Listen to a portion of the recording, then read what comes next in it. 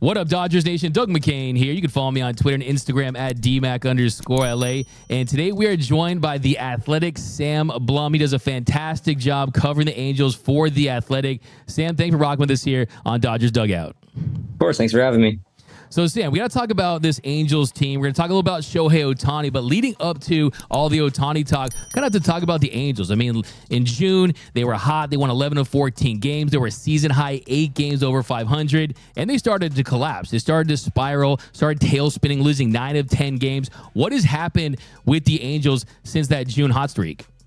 I think there's like two big factors. One is they've had a couple injuries that obviously not been beneficial to them. I mean, they've lost Mike Trout. They lost Brandon Drury, I think, are two of the bigger ones. But you also look at their pitching staff. They've lost a couple of relievers that were helping them out. So a lot of injuries. Rendon's not, he's been on and off on the injured list. Zach Neto was a big part of their success, and he's not healthy. So there's a bunch of guys who I think contributing. Them not being there has contributed to the team not playing well. But then on the other side of it, they're also just not playing well, like the players that they have and players that have been better than they're playing right now. And so there's just it's starting pitching. I mean, they're losing by a lot every night. I think we saw the Angels last year lose 14 in a row, and 7 of those games were one-run games. So I would argue that these last 15 games where they lost 11, I mean, you can make a case this is worse. I mean, it's just not been they just haven't played good baseball. They're not hitting, they're not pitching, they're not playing great defense. It's kind of a like you said, use the right word, spiral. But listen, they're not out of it yet. But these next 16 games are kind of going to determine a lot about the future of this franchise. Yeah, and if you look at right now, they're 1 game under 500, 4th place in the AL West. And you talk about those injuries to Trout, Rendon, Drury, Neto, Urshela. Really, the injury bug just kind of sank their teeth in them. But also, you talk about the pitching. You mentioned the pitching a second ago. It feels like just kind of those guys have been healthy, but they're just underperforming with Sandoval, with Detmers, with Anderson. The ERA in their last 10 games is 7.73. Is there a case that, hey, they can turn it around in the second half, really carry this team if everyone gets healthy and make that postseason push maybe as a wild card team? Is that really the best case scenario right now?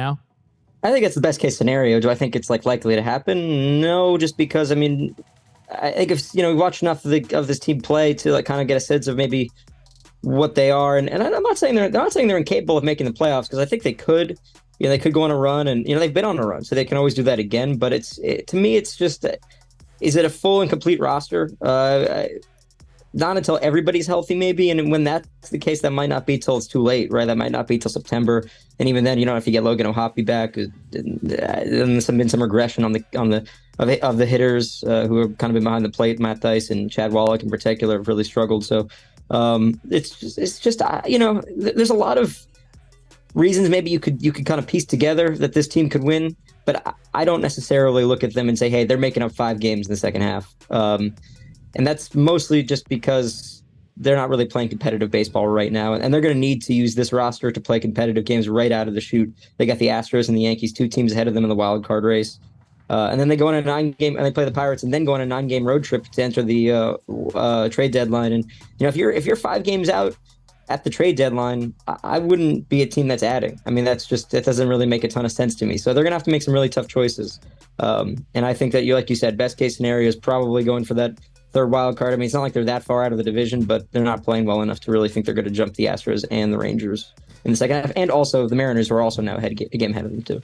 Yeah, and I think you bring up a fantastic point in that the schedule doesn't get any easier. You're 5 games back in the wild card. You kind of paint a little bit of a grim picture. If you look at this Angels season, really the $500 million or the $600 million question is what happens with Shohei Ohtani. We were going to get there, just how were we going to get there? And I think that my first question is, and I want to have some questions about Ohtani as a player because you have so much access to him and just being around him on a day-to-day basis. But let's say the Angels tailspin. Let's say there is no chance that they're going to make the postseason. It's already been reported that the Angels aren't interested in moving him by the deadline. Do you think there's any scenario where, hey, they're out of it completely, and then they kind of come to the realization, hey, we have to get something for him because there's a likelihood we won't be re-signing him in free agency? Do you think there's any chance right now that they trade Ohtani?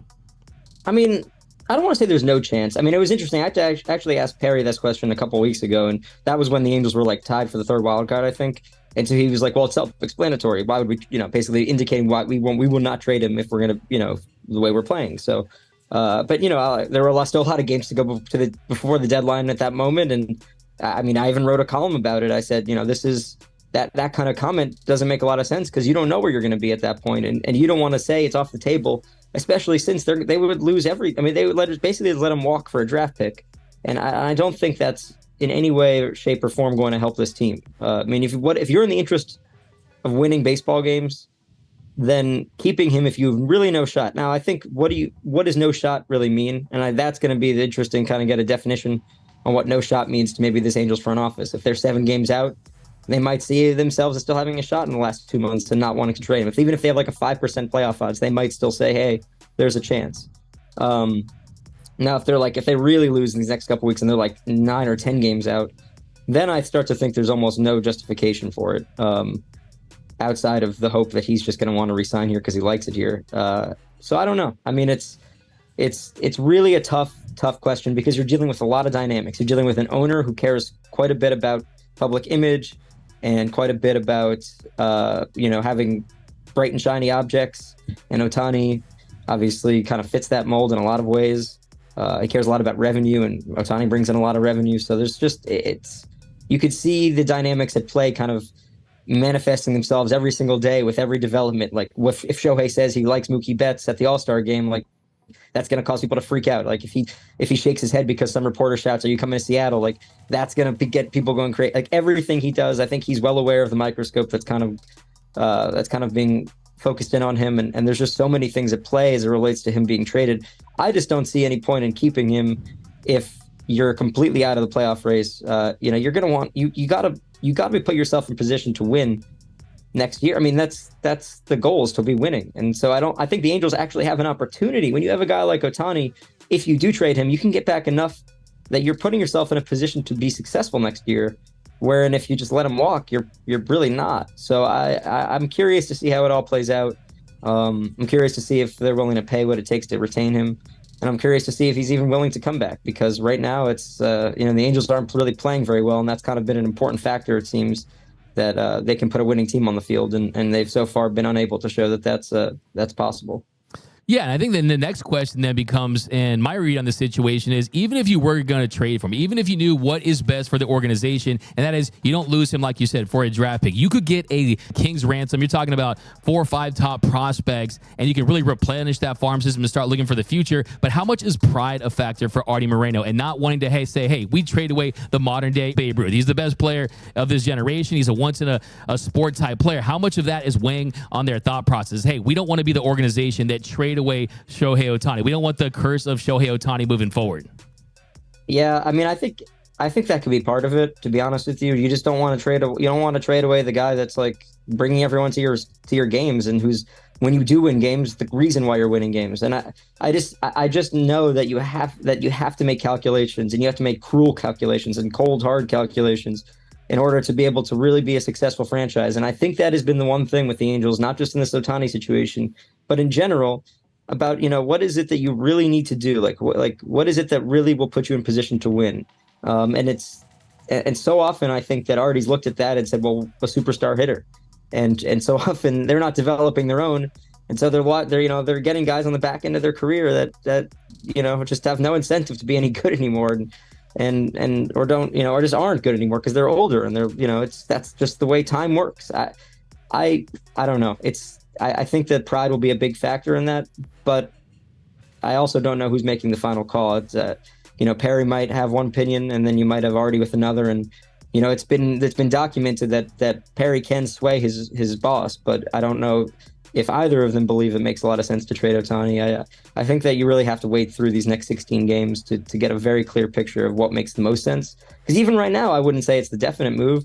I mean, you're 5 games out with 16 to go. Let's say you go 4-2 against the Yankees and the Astros right out of the break, and all of a sudden, you're like 3 games out, and it's a much different conversation. So I think you have to wait and see. But at the same time, I mean, they're not playing well enough to really think that they're going to make a run.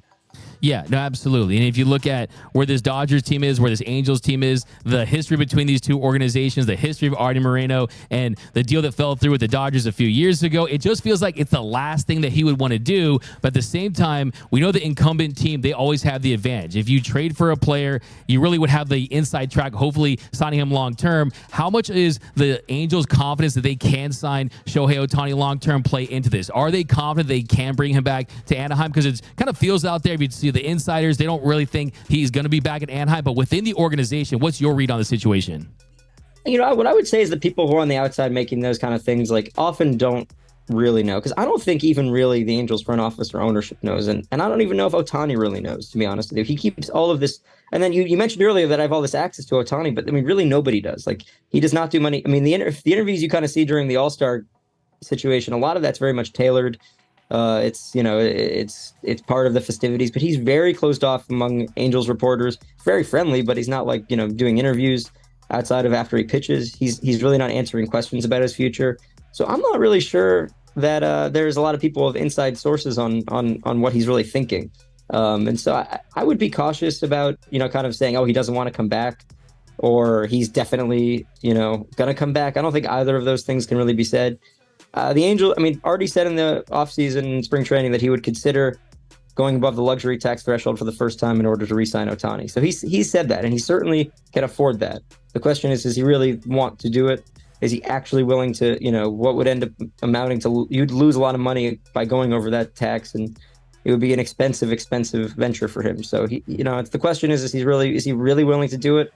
Actions speak louder than words. Words say he'll do it. Actions have said he won't. So, but this is Otani's an unprecedented person in the sport, and that might be what kind of what brings him over the edge in terms of what he's willing to spend. I wouldn't be shocked if he were to go over that, but I don't know if he's really going to make competitive offers as it relates to teams like the Dodgers, who clearly are going to go after him pretty hard, and the Mets, I imagine, or the Padres, or the Mariners, or the Giants, or the Cardinals. So there's so many teams that might be willing to pony up what it takes. And are the Angels really going to win that bidding war? I don't know about that. Yeah, no, I agree with every word you just said right there. I think it's going to be a guy that you really aren't going to move unless you absolutely have to. And even then, you talk about the last 2 months of the season, you don't want to have empty seats. You want to take advantage of Shohei Ohtani, sell jerseys, get guys in the seats, and really try to make as much money as you can. But if you're this Angels organization and you don't see a clear-cut path to re-signing him, and you move him, maybe goes to the Dodgers. You talked about Mookie Betts and him saying after the game that Mookie Betts was the player that impressed him most. How much of a fear do you think the Angels have of the Dodgers losing him to a crosstown rival like that, the Dodgers specifically? I just think it's about losing him. I mean, listen, you losing to the Dodgers, it probably stings a little more, right? Because it's, listen, Artie calls the Angels Los Angeles Angels. Yeah, exactly. Obviously, there's some like dynamic there, or some thing at play that kind of would probably make him a little more mad. I'm sure Angels fans would not like it, but I mean, listen, the Dodgers have won 10 straight games against the Angels. I mean, it's not like this is a very close rivalry. They're not competing against this team very well, and the Dodgers are in the postseason every year, and the Angels are not. So it's I think it would sting a little more, but it probably wouldn't be like that out of character for kind of how things go at times. I mean, the Angels have the potential. I mean, the Angels were going to sell if they did sell, if already did sell for a record price, right? People, and that's not a coincidence, right? There's a lot of value in this organization. There's a lot of reasons to think you can win in Orange County in Southern California. It's the little brother mindset is not a thing that's ordained, right? Like the Angels, I mean, the Dodgers have had poor ownership in the past, right? Not too distant past. It's when you have an owner that plays like a team, or that builds and spends and operates like a big brother, then that's what you get, right? So just like the Mets and Steve Cohen. So it's I think there's a lot of potential, and I think that it would probably sting to see him go to the Dodgers, but it would probably just be more of a factor of who owns the Angels and what he's been able to build here. Yeah, and to your point, Artie Moreno, he likes the shiny new toys. He'll go out there and spend big if it's a Mike Trout, if it's a Rendon, if it's possibly a Shohei Ohtani, but it's on the margins, it's the relievers, it's the glue guys on the side. I think Perry Manayasen has done a fantastic job really emphasizing pitching and redeveloping the farm system. But contractually speaking, you hear the numbers out there, gaudy figures, $500 million, $600 million. Contractually, what do you think he's worth? It's a really fascinating question. I think you have to factor in how long can a player really do this at this level.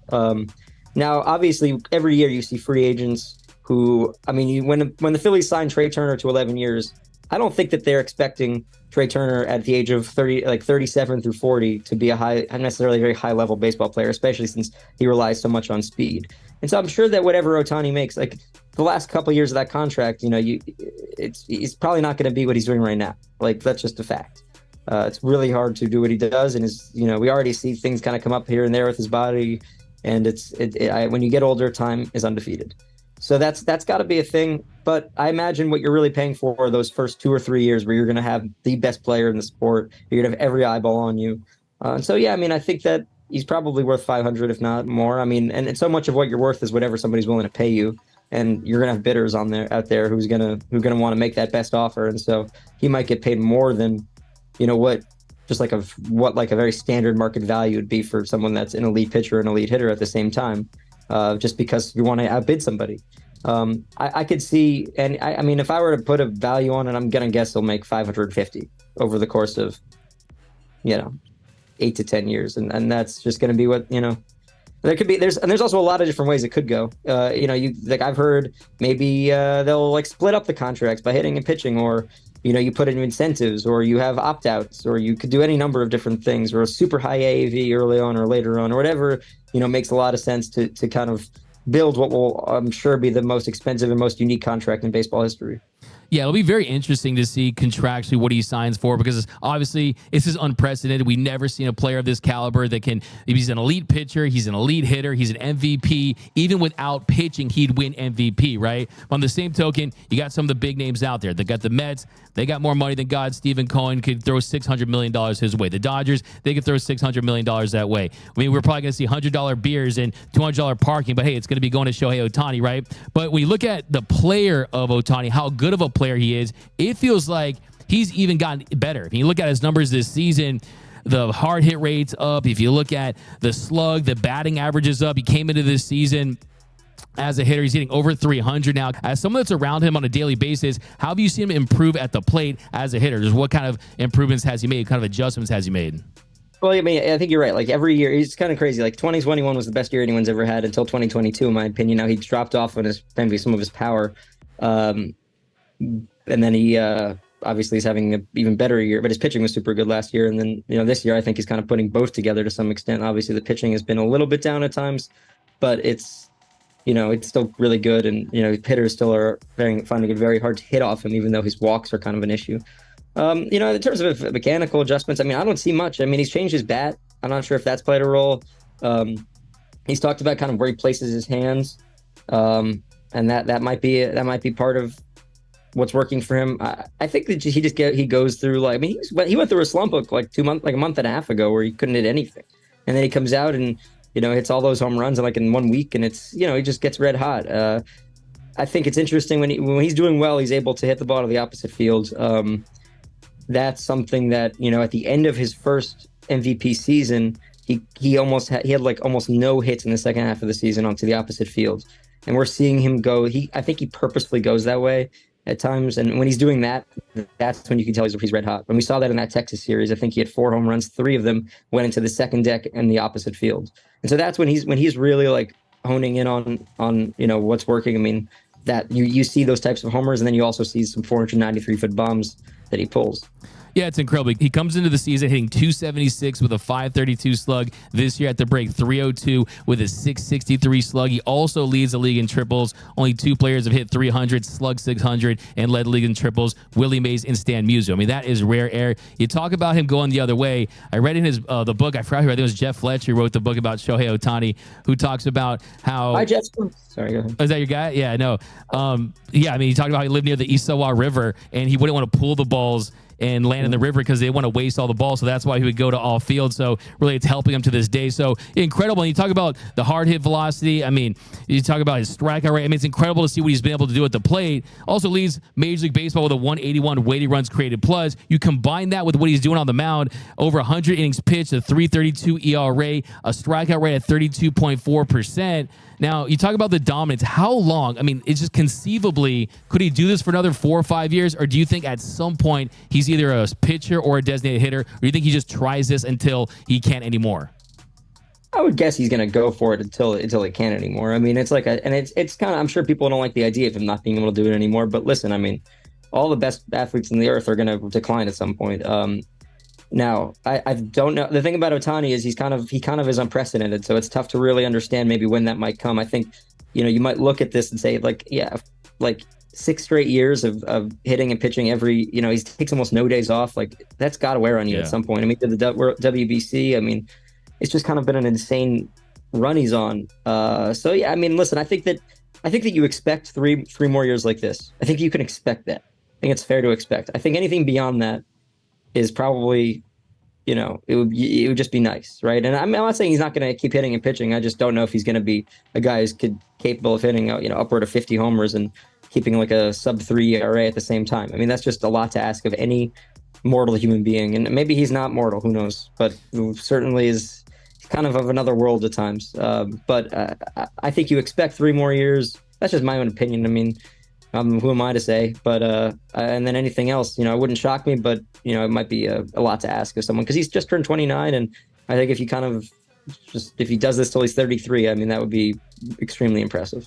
Yeah, it's absolutely unbelievable what he's been able to do. It's really incomprehensible. It's like if you had peak Aaron Rodgers, peak Aaron Donald, you combine them, you have the best defensive player, best quarterback. I mean, but this sport, the wear and tear, 162 games, it just seems like, hey, if anyone can do it, a guy that is putting the work every single day like Ohtani does, that has his routines down, he is committed to doing this. Now, you talk about his age, 29 years old. I saw that Ohtani, when he was in high school, he made a list of things that he wanted to accomplish, his goals. And by age 26, he wanted to win a World Series. Well, not only has he not won a World Series, he's never been in the postseason. Do you think that winning is the number one factor for Ohtani when it comes to his free agency?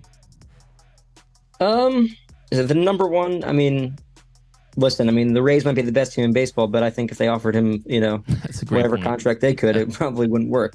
So, I mean, listen, I think it's naive to say that like money's not a huge factor because, you want to get paid what you're worth, and, somebody's going to tell him what he's worth, and it's going to be quite a bit of amount of money. So I think that's a big factor. But yeah, I mean, winning is going to be important. I mean, listen, I think that's the biggest thing the Angels have going against them. They just haven't been able to do it. And not only have they not been able to do it, it's kind of been embarrassing for them because they're just, it's almost like it's a joke, right? I wrote, I went and talked to the guy who wrote that tungsten joke last year because I thought, listen, I mean, you look at all the games, they had like 6 games last year where Trout and Ohtani combined for at least 2 homers and they lost. So, it's that these things are, it's like, for as good as he is, I mean, I'm sure it's frustrating for that narrative for him to be like, man, like I'm just some tungsten Armo Doyle joke, right? Like he's smart, he sees all this stuff, like he's engaged on this stuff. Like it's not I'm sure that's frustrating. I'm sure the losing is frustrating. I'm sure hitting 32 home runs in the first half of the season, but the team being 1 game below 500 is frustrating for him. So yeah, I mean, listen, they have an opportunity to show him that they can win with what they have right now, and that's why they've been so desperate this year. I mean, look at what they've done. They've called up like 3 guys from their draft last year. I mean, they're making trades like in the middle of the season. They're doing everything they can to win, everything they can. They're mortgaging their future in ways that we'll probably see at times later on. Not having draft picks, things like that, but they're doing everything they can to be competitive this season, and so far it's not working. It was for a little bit, but the record is what the record is. You're never better than what your record is. And based on the trajectory of this franchise, where they're trending, when you consider prospects, when you consider them going after other free agents, do you think they can build a World Series contender around Shohei Ohtani in the next 2 or 3 seasons? Do you think that's in the cards for the Angels? I mean, listen, it's given the way the ownership operates right now, I would say it would be really tough. I wouldn't say no for sure. I think if they were to keep Ohtani and were willing to spend what it took to really build a good team, and spends what it takes to, work with your minor leaguers to develop them. I mean, I don't know what to make of the fact that they draft so many college players that are already as close as you can. They've already gone through a lot of the development. Does it how confident are they in their player development? Because they have not brought up a lot of guys, that have just been, high schoolers or international draftees, international signees that came in really young. So you're not seeing a ton of those types of players really make it with the Angels and in a big way. And so, I mean, can they build? Yes. Does it look like they've really got everything in place and they got a streamlined process to make that happen? No. I mean, you look at, the Dodgers are a team that does do that. Like they build a lot of, their own prospects by player development, by treating their minor leaguers right. And then on the flip side of that, they're also spending in free agency. So, you have teams like the Dodgers and the Astros that will do that at a high level. And then the Angels probably do both at a decent level, maybe the minor league stuff a little bit worse, but there's just not enough on either the free agent side or the development side to continuously be bringing in good players at a high clip. Do you think the West Coast is a big factor? Because it feels like the Giants, the Mariners, the Padres, the Dodgers, feels like they have the inside track versus the Mets or a team on the East Coast. I think it's, I mean, that seemed to be a factor on the first time around. So it's, again, you just with Ohtani, you're trying to look into little clues for a lot of things, and like if it was a factor before, you assume that it could be a factor again. Now he's obviously become more comfortable. He speaks English, I think, to some extent pretty well. He's more comfortable around teammates and things like that. So maybe he'd be open to going to the East Coast, especially if there's a good opportunity there. And I think he wants a spot where the lights are on him. I mean, he likes when he hits outside. He's only hit outside 3 different places this year. One at home, one at LA, and one in against the Yankees. So when I say hit outside, I mean during batting practice, which is always a spectacle. So I think he wants those. I think he likes the bright lights. I think he likes doing all this stuff. And it's does that mean the East Coast or the West Coast? I mean, the West Coast is closer to home for him, so that's the reason why I think it could make a difference. But I'm not sure it's going to be the biggest factor in the world like it was 7 years ago, 6-7 years ago.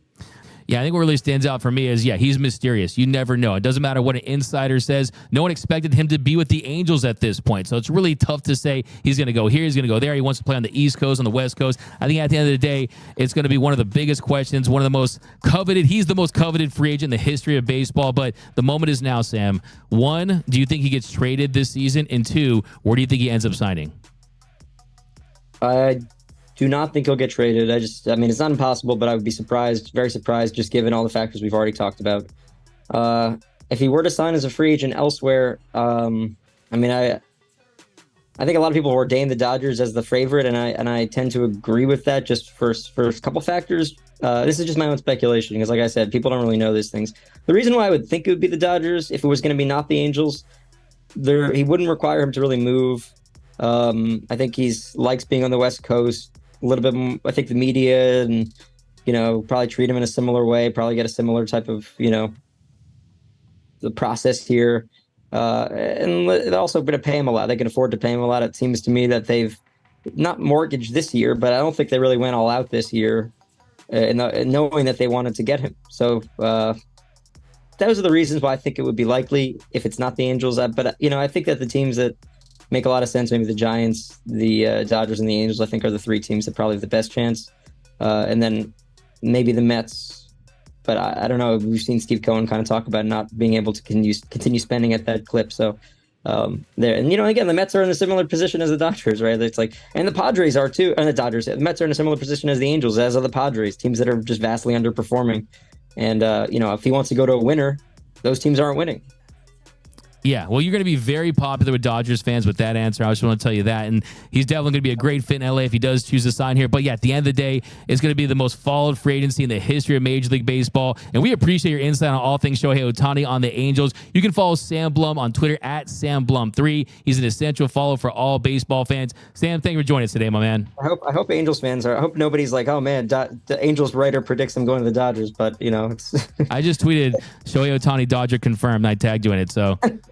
Retweet that. Yeah, like I said, I think there are some things that make it make sense. But like I said, I also think that there's really no way for anybody, the best insiders in the world, or just the random fan at home. Like there's just nobody. There's no way anyone really knows. But thank you so much for having me on. I really appreciate it. Yeah, I mean, look, as a follow up to that, I will say, look, I've acted like, he's gonna sign with the Dodgers. It makes all the sense. All the signs point to that. But the reality is, you just never know. I do think though he's committed to winning and winning now. I don't think he can wait till he's 32 or 33 years old because this is uncharted waters for a guy that's pitching like an ace, in the box like an MVP, and I think he needs to win that World Series for himself. I think he wants to be in the postseason and continue to grow the game and grow the sport. So, Sam, thank you so much for the time. Really appreciate it. Again, you can follow Sam on Twitter at SamBlum3. Sam, thanks, my man. Talk to you soon. Thanks for having me. I appreciate it.